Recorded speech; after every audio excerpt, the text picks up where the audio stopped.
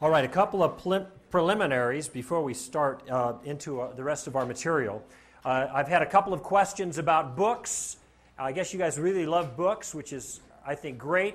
And so I have my four recommendations for reading. For your initial introduction into apologetics, Mere Christianity is without parallel. I would recommend it in a heartbeat to a non-Christian or to any Christian who is interested in understanding their faith and defending it. And C.S. Lewis, the author, is very good. That book is available. I think the first three books are available up above. Francis Schaeffer Trilogy, a little bit harder, but worthwhile in understanding 20th century mindset. It's very good. I read it as a new Christian, and it has a tremendous influence in my understanding of defending the faith. Finally, if you want a book that deals with a lot of different topics that come up, the resurrection, the authority of the Bible, the problem of evil, the existence of God, J.P. Moreland's Scaling the Secular City is a wonderful book. It's rigorous, but that's why I recommend it. It's very, very thoroughgoing and tough, and that's what makes it good. I would also recommend a book that you can't get yet. It'll be out in about a month. It's called Relativism, Feet Firmly Planted in Midair, published by Baker Bookhouse, authored by Beckwith and Koukl. So if you would like to get a copy of our book, though, we have a little sign-up that's down below. You see this little thing. It says Relativism on it. Please send me a book. If you purchase it here, we'll send you an autographed copy by Dr. Moreland, or rather by Dr. Beckwith and myself. Also, some of you might have picked up our little packet. This is what was referred to earlier. As you go down the stairs on the left and right, you'll see some of these. Most of it's Stand to Reason propaganda, but it's worthwhile. It talks about our website at str.org on the World Wide Web. More than 300 pieces that I've done on the radio you can download absolutely free of charge. There's a whole bunch of other stuff there, too. It's worth going to. We have 10 to 20,000 commentaries a month that are downloaded by people all over the world, so it's a very popular site. You also can get a copy of the Solid Ground. It's our Stand to Reason bi-monthly newsletter for free. We'll send it to you. We just need to know where you live, and that's what this little thing in here is all about. Give us your name and address. Give this to me or to the gal down who's taking care of the product, and we'll be sure and send you Solid Ground. This copy is free, of course, and you can pick one up. It deals with the problem of the age of the universe, this article. And I talk about the problems of starlight and how people have tried to solve the problems and whether those explanations work or not. So you're welcome to grab that as you go down. Also, just a word about the products down there. If you get tapes for Stand to Reason, and we have a limited supply down there, but if you get tapes, you get my notes with it. And it isn't this variety, fill in the blanks business. They are my lecture notes. So, for example, the tape on moral relativism for $7 also has about 25 pages of my whole lecture outline. And that's there for your training, so I just wanted to draw some attention to that. Tonight we'll have a question and answer session. You call it open forum or something like that? What time is that session? Does anybody know? 6. I'm really looking forward to that. I had a number of people came up and asked particular questions about this material or about the broad area of defending the faith. It's going to be wide open this evening, so if you have any questions, please come, and I'll stay as long as you guys want to stay. I mean, you can have the evening as far as I'm concerned. I'm here to meet with you guys. So that generally is a very vigorous and energetic session, and all questions are allowed. I ended the last session talking about the idea that subjectivism in religious claims has now expanded to take up virtually all truth claims.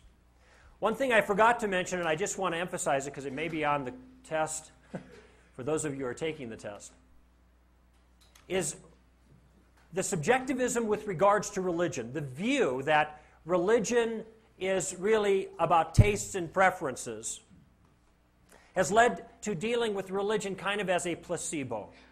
You know what a placebo is? Placebo is a little pill that you take when you think you're sick but you're not, and it's just a little sugar pill. It doesn't do anything, but psychologically it makes you feel better. And when one takes the view that religions are really an expression of personal tastes, it's treating religion as if it were a placebo. as if it was just something to make you feel better. And different people have different tastes and preferences, so different religions make them feel good about themselves. And as I mentioned last hour, my interest is not in making anyone feel better, including myself. That's not my principal interest. My principal interest is knowing what's true about religion. And if it turns out that no religion is true because there's nothing out there, by golly, I want to know that. But if there are some religious truths that pertain to me and have significant consequence in my life, indeed have eternal consequence, which is the Christian claim, then by golly, we ought to know this, because now we're not talking about insulin, thinking something that could save your physical life. We're talking about something that could save your eternal life.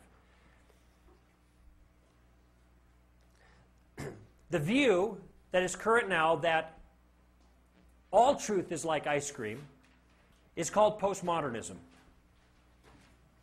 Postmodernism, it's a term you may have heard, you may not have heard, but I'm sure that you felt its impact, especially if you're in the academy, in the university.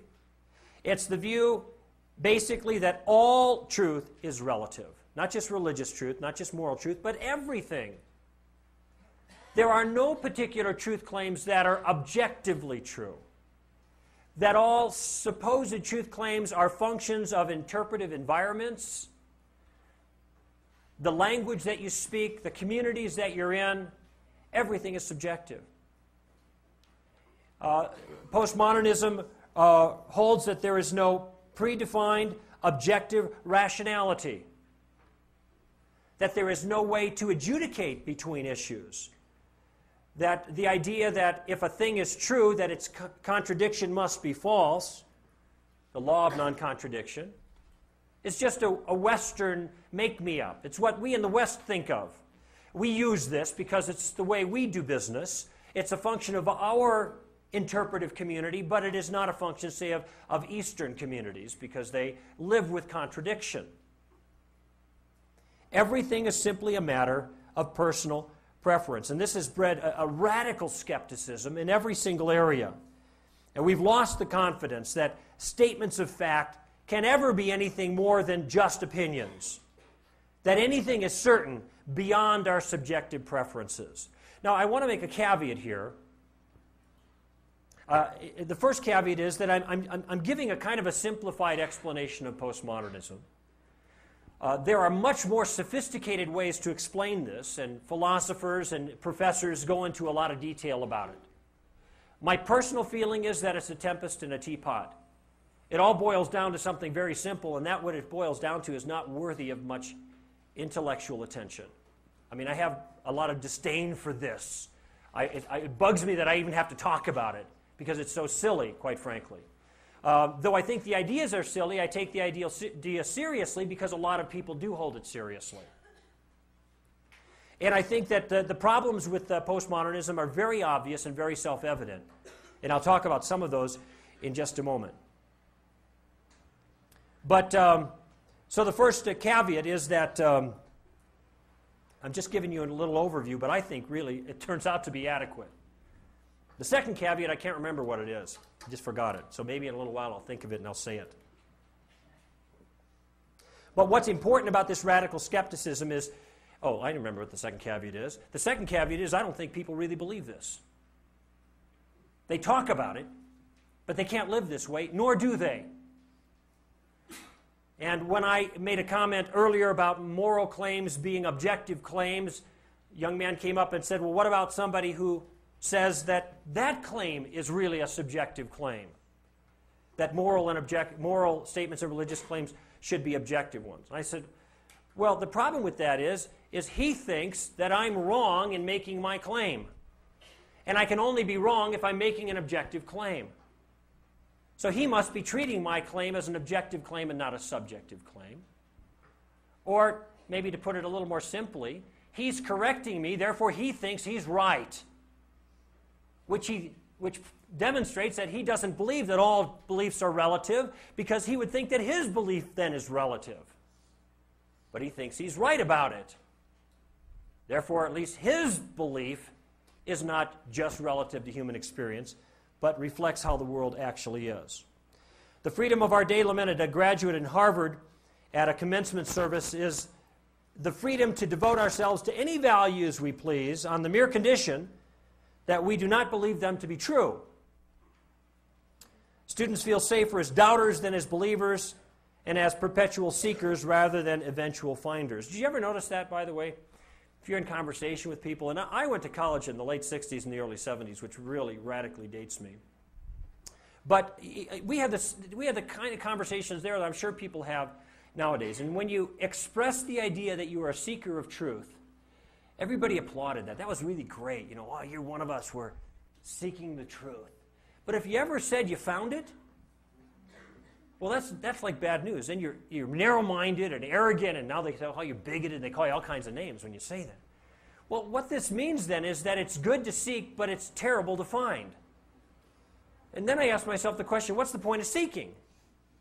If we can never hope to find that which we say we're seeking after, which then makes the claim to seeking truth actually disingenuous. In any event, postmodernism holds to this radical relativism, the radical subjectivism. There is no predefined objective rationality. There are no arguments, essentially, if that's the case. And what makes this really hard for a guy like me is, it used to be that you could go out and contend for the Christian worldview. Now they've taken all the rules away. Even to say that the Christian worldview is true is nonsense to them. Nor do you have any tools left, on their view, to try to contend for that view. All the rules of rationality, all the tools of rationality don't count anymore. Now, there are reasons that people believe this. And one of the reasons is that it is the case that our culture influences tremendously how we think about things. And there are limitations to reasons. But these reasons are taken, for postmodernism, are taken to an extreme. And these views have ramifications. And what I'd like to do now is I want to make a short case for rationality, if I could put it in those terms. And I want to take the time to do that because I know that you're going to run into this.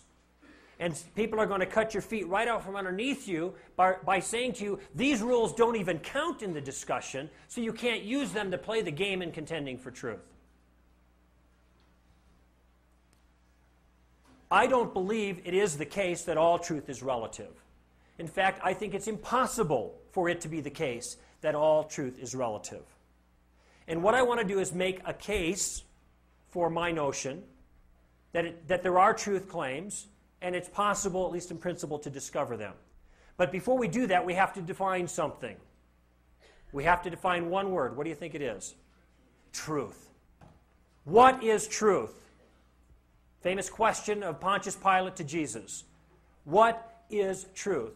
And there seems to be a lot of confusion about this when you talk with people. And I don't think the confusion is justified because the definition of truth is very simple. And all of us know what it means. But when we get in these kinds of discussions, people suddenly talk as if truth is this thing that's completely out of reach. When somebody asks you, what is truth? You ask them this question. Do you know what a lie is? How many people know what a lie is? I mean, know what it is. You may not always recognize when it comes along, but you know what it is. Truth is just the opposite. Isn't that simple? Truth is just the opposite. If you know what a lie is, a statement that does not comport with the real world, truth is just the opposite. A statement that does comport with the real world. Your belief, your statement, corresponds to the facts of the world. If I say grass is green, and it is green, then my belief is what? True. What's so hard about that? If I say it's green and it's not, it's really red or brown, well then my statement is false. This is the ordinary garden variety definition of the word truth. Very straightforward. Philosophers have a fancy word for it. They call it truth as correspondence. In other words, your statement corresponds to the way the world really is. But it's what we always mean by the word truth, unless we're in a philosophic discussion about religious and moral issues and postmodernism, and then we pretend like nobody knows what this word means. Truth as correspondence. When you say, Sonny, you're telling the truth? You are expressing the definition of this particular word. You might even use the term objective truth, descriptive truth, because it accurately describes the way things really are. And if anybody gives you a hard time about this, just say, give them an illustration. You say, my red Porsche is in the garage. Now, what does it take for that statement to be true? That there's a red Porsche in the garage and you own it. In my case, the statement is false, but real simple, very straightforward. It means that your statements match some actual reality in the objective world. Now, in order for that to be the case, in order for there to be truth like that, there must be some actual conditions in the real world, right? There must be something in the world. Now, I agree that there is ambiguity in some cases about knowing truth about the world. Like we might say, how many people are in this room? Well, we could count them, and that would be one way of finding that out. But there are other things that maybe are a little more difficult to find out. It is clear to me that there are problems about knowing particular things. But it is equally clear to me that there are particular things to know. And as long as there is any state of affairs in the world, and when I say the world, I mean the world in its largest sense, everything that exists, if there is any particular state of affairs, there are facts pertaining to that state of affairs. And if there are facts pertaining to a state of affairs, there are, at least in principle, statements that express those facts, right? And if the statements express facts that correspond with the state of affairs, we call those statements true. Are you with me? Let's just say nothing exists except for this tape. That's it. Okay? Would the statement, nothing exists but this tape, be then a true statement? Of course it would. As long as there is anything, there is a statement that will reflect something about that. And therefore you have a statement that corresponds with reality. Therefore you have an objective truth. Back in, I think, the 17th or 17th century, a man climbed into an oven because it was warm. It was a big oven, you know. He wasn't roasting himself. He was just finding a warm place. And he started to think. And he said, you know, maybe nothing exists. Maybe all of these things I perceive are all false. Maybe I'm not getting it. Maybe I'm just being misled. Maybe I'm being deceived by a demon. And he started thinking about it. He said, yeah, I could be deceived about everything except for one thing I can't be deceived about. I can't be deceived about my thoughts about possibly being deceived. I may doubt everything, but I can't doubt the fact that I'm doubting. Okay? And in fact, that would apply to any thought. If I think about anything, then there must be someone who's doing the thinking. And he wrote down this little thing in Latin. He said, cogito ergo sum, I think, therefore I am. And René Descartes was making a very simple observation, that if there are any thinking minds to think about anything, then something must exist to think about, even if it's one's own mind. And if only one's own mind is the only thing that exists, then there is a state of affairs about the world, there are facts that pertaining to that state of affairs, and there are statements that could conceivably reflect accurately that state of affairs. Therefore, the statement there is no truth is false if anything exists. If only one single thing exists, the statement that there is no truth is false. And indeed, it turns out to be self-refuting because the statement there is no truth is believed by postmodernists to be, guess what? True. Now, they think you're playing a game when you say that, because what you are using then is Western logic. You are using what's called the law of non-contradiction. A cannot be non-A at the same time and in the same way.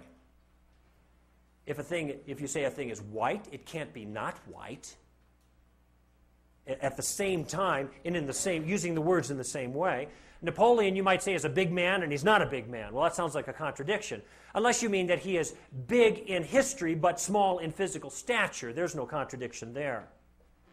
But the foundational rule of Western rationality, I'm putting Western in quotations here, because I don't really think it's Western, is that a thing and its contradiction can't both be true at the same time. But when you start using those rules to disprove postmodernism, postmodernists say, well, wait a minute, we don't accept those rules. We don't live by those rules. Therefore, you can't use them against them. So when you say, well, you say this is true, that there is no truth, that's an obvious contradiction. It doesn't make any difference to them. Now, the tactic that I want you to pursue at this particular point is I want to show you how it is the case that even postmodernists actually believe in these rules, and they use them all the time. And I want to show you that these rules are not Western conventions. They aren't things that we just made up. Like we decide to sit around a table in a certain way and eat with knives and forks and spoons. Manners, those are conventions. If we changed our mind and decided to sit on the floor like they do in Southeast Asia and eat, or eat with our hands like they do in India, well, we could change that convention. You see, their view is that rationality is one of those kinds of things. It does strike me as rather odd because it's hard for me to imagine how we could simply change the rules of logic. But anyway, that's what they hold. But I contend they don't really believe it. And see, this is a great ally that you have on your side. And I want you to keep this in mind regardless of what you're dealing with. The tremendous ally that you as Christians have on your side, if you have an accurate and balanced Christian worldview, is that your view is true. And it's a lot easier to contend for the truth than it is to contend for something silly. And not only that, if a thing is deeply true, most people know it. And it is deeply true that there are truths in the world, and that postmodernism is a false view of the world. And even postmodernists know that. How do I know they know it? I was having a conversation. I was actually just before a radio show. I was having lunch, place in Orange County, sitting there by myself, and there was a group of people over here by the side. And they were talking about religion and stuff. And I was kind of listening in, and I really wanted to get in on the conversation. And so I invited myself over. Of course, these guys were like a little bit on the New Age side of things, so they're really accommodating. And I said, you have a question. You were talking about things that was really interesting to me. Sometimes it was confusing because you talked about God as if he were a person. And then other times you talked about him as if he were just some kind of non-personal force. And what I want to know is, in your view, is God personal or is he not personal? Now notice, according to the law of non-contradiction, he can't be both. He can't be personal and not a person at the same time in the same way. So I'm asking for a clarification. And the people looked at each other and smiled knowingly and nodded their head. Ah, yes. And it wasn't like I was enlightening them. Because when they said, well, he's both, to me, I said, well, that's contradictory. They went, ah, yes, he's one of them. He's one of these Western thinking guys. And they said, no, and very kindly and graciously, they explained to me that I really had it all wrong, that, you see, the truth is the kind of thing that is contradictory, and that God is both personal and impersonal at the same time. Now, I noticed something unusual about their statement, and maybe some of you have picked it up. We are discussing the question of religious truth, to which question they claim it is not appropriate to apply the laws of thinking. But how do they correct me? They say, I have one view, and their view is the opposite, the contradiction. Their view is correct, they contend, therefore what seems to be true about my view? My view must be wrong. This is their contention. This is their conversation. No, you're mistaken about your view. Our view is correct, and if our view is correct, your view can't be right. What were they doing? They were employing the law of non-contradiction to refute my use of the law of non-contradiction in religious questions. Aristotle pointed out, look, and if you say one thing is true, it means you deny the contradiction of that. You can't, whenever you correct somebody, you are employing the notion of contradiction. And so even people who hold postmodernism, and I point out to them that their point of view is contradictory. They say there is no truth, and they think that statement is true, and they want to just brush me off because we're applying Western morality. In the very process of, Western rationality, in the very process of their rebuke of me, they're employing this kind of rationality, which must be employed to say anything intelligent about the situation at all. And it just turns out to be false that the East has a different rationality. You know how I know? Because I own a Japanese computer. Now think about that for a minute. If it were the case that people in other cultures and in other parts of the globe have really a different rationality, math wouldn't work. And if math doesn't work, computers don't work. Now there's a sense in which there are different sensibilities people have in different cultures. And if you go to, if you've had a chance to travel, I suspect some of you have. I've lived overseas. And you realize that when you're with other people in other cultures that they act and think differently. There's a sense in which they think differently. And the conflict that we experience with that is called culture shock. But see, we're not talking about just sensibilities, whether you sit down at the table or you sit on the floor to eat, things like that. We're talking about at the root. The claim of postmodernism is that the fundamental laws of rationality don't apply. Now, they must apply or else the computers wouldn't work. But further than that, I want to make an observation about the law of non-contradiction.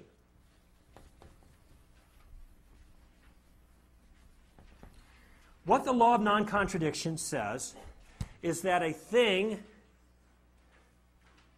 if one thing is true, it is distinguished from everything that it is not. Okay? So when I say, get the chair, it is not the case that I mean get everything else that's not the chair. I mean something in particular, and I can say that because of the law of non-contradiction. The law of non-contradiction allows me to distinguish a given thing from everything else that it's not, which means that the law of identity, that a thing is itself and not something else, is tied in with the law of non-contradiction. What would happen if the law of non-contradiction just didn't happen to apply in this culture, as some people claim? Well, when I asked you for the chair, you could get me anything else, because a chair would not be distinguished from everything that it is not. Are you with me on that one? What this means is that if you have a culture in which the law of non-contradiction doesn't actually operate, you could never talk to them. Nor could they talk to each other, because they wouldn't know what they were talking about. Because the law of non-contradiction would not actually be functioning to distinguish one word or one thing from something else. And so when people tell me, well, Eastern cultures don't have that rationality, I say, how do you know that? Did they tell you that? If they told you that, they had to employ the law of non-contradiction. If they talk to each other, they are subconsciously employing this rule. They don't know what it's the name of it, but we do it all the time. The law of identity, the law of non-contradiction, the law of excluded middle, we do it all the time. We don't know the fancy words, but we live by it because it's part of the nature of the universe and it's built in to our mental structures. And even animals do this when they distinguish between particular things. Now, some people point to the use of Zen Buddhist koans, K-O-A-N-S, as evidence that people in the East don't use Western rationality. They say, yeah, you've probably heard about the famous Zen koan called the sound of one hand clapping. Heard of that one? Now, I'm a fisherman, and I like bass fishing, actually. And so I wanted to do a cartoon of how big was the fish that the Zen Buddhists caught. It was this big. Kind of an inside joke. Anyway, just a bit of humor. It's not much. But The sound of one hand clapping is a Zen cone, and you can see that it's an absurd concept because you can't clap with one hand, and therefore one hand doesn't make a sound. The idea of Zen cones is that you meditate on this incoherent statement, and this helps you to transcend to a deeper level of reality in which contradictions exist. But there's one thing interesting about a Zen cone. It is practiced by Buddhists. And where does Buddhism start? Anybody know where it started? Buddhism started in India and spread eastward from there, and then northward. And then only recently did it get transplanted in this country with any force. The people who have to use Zen cones, who have traditionally used them, are people in the East. Now, if it is in fact the case that Western logic is simply a function of the West, and Easterners don't think like this, then why do Zen masters have to give Zen cones to Buddhist disciples who are members of an Eastern culture to shock them out of their Western rationality when they don't use Western rationality? You see, they use it automatically because it's not Western, it's human. It's a feature of the world that we all participate in. And even Easterners, Buddhists, have to be jarred out of their dependence upon it. They have to be somehow persuaded or convinced that it simply does not apply. Well, I think that's good evidence that it does apply, and that most of us got it right when we apply these concepts. And this brings us to what I call the trouble with the elephant.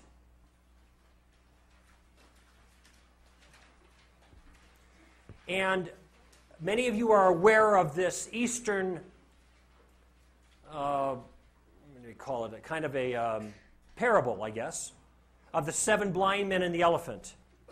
Remember how the story goes? The blind men go into the big city for the first time, and it's the first time they encounter an elephant, and they're all touching it at different places, and one pulls on the tail and says, oh, the elephant's kind of like a rope. Now I understand.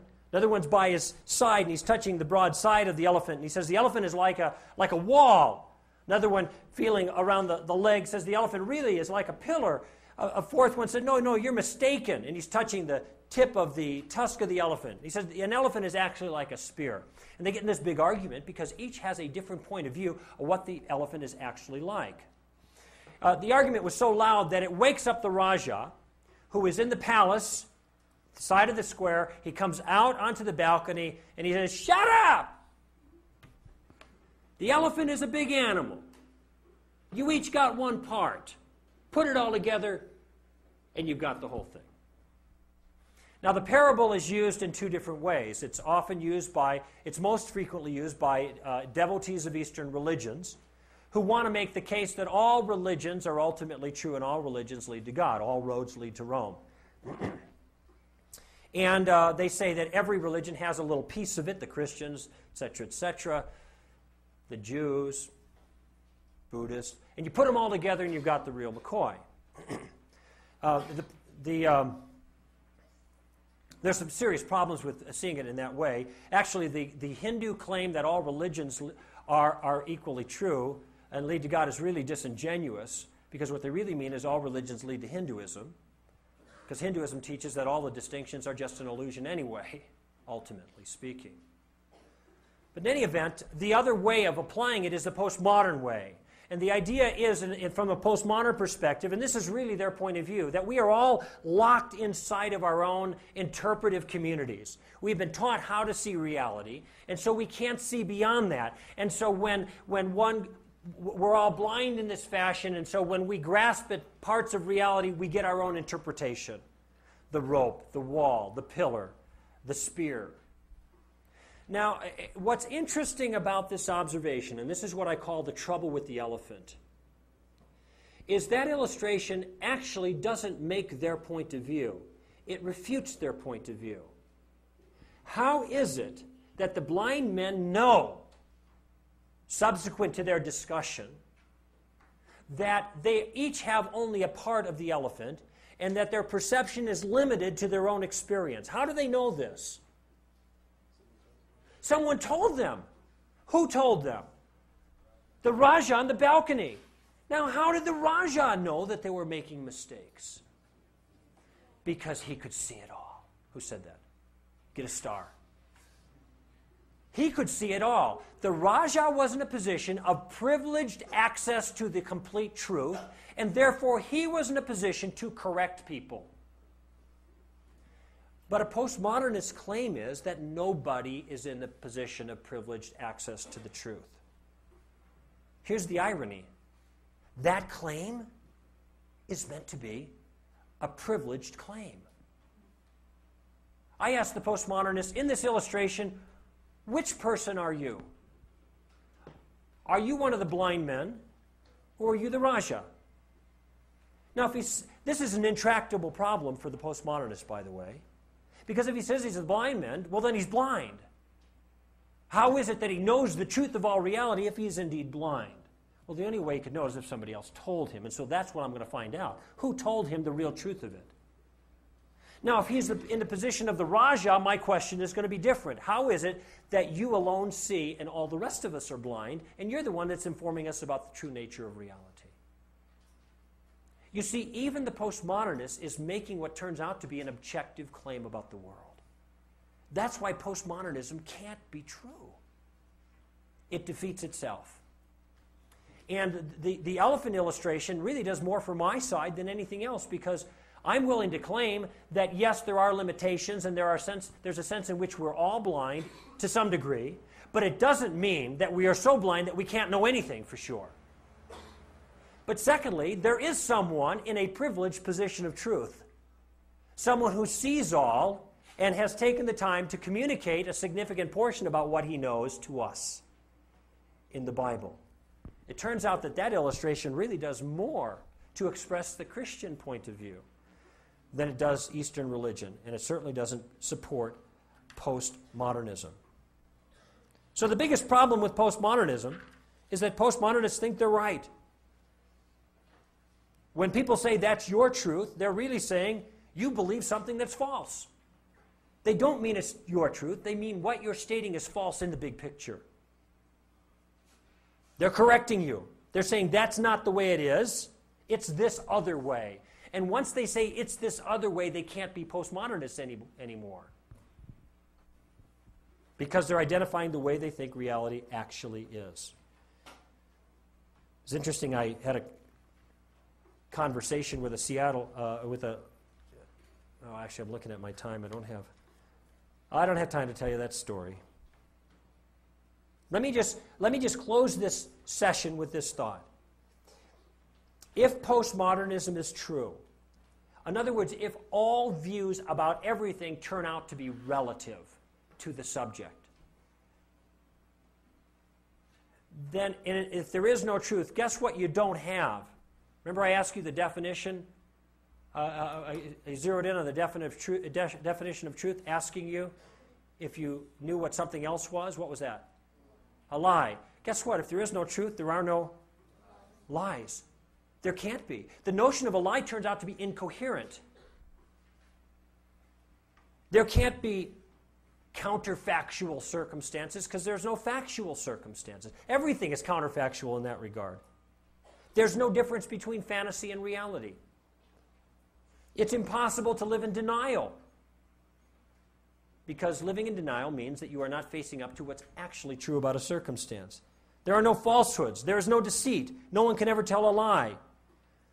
There is no capability of seeing things as they really are. Now, I want you to get a little feeling here in those statements as how radical such a view is, and how completely contrary to our intuitions about the nature of reality these statements are. If there are things such as untruths or lies, if there is such a thing as denial, if there is a difference between fantasy and reality, then postmodernism, as a view of the world, is false. And it must be so. And this is why I say there aren't really any postmodernists. There aren't any real radical relativists. The same is true of moral relativism. For those people who say, gee, there is no morality. It's all a matter of one's personal preference. How do I know that there are no real moral relativists? Because what they say right next They say there is no morality, moral rules are relative, therefore you shouldn't what? Push your morality on them. Well, think about that for a second. If there is no morality, then why shouldn't I push any view that I have on you? You see, they say there's no morality, and then they impose a moral rule on you. If there's no morality, there is no moral rule that says I ought not push my moral view on you. Which just goes to point out that people aren't really relativists. They talk with moral language all the time, and they talk as if there are some things true about the world, and it's possible for us to find those things out.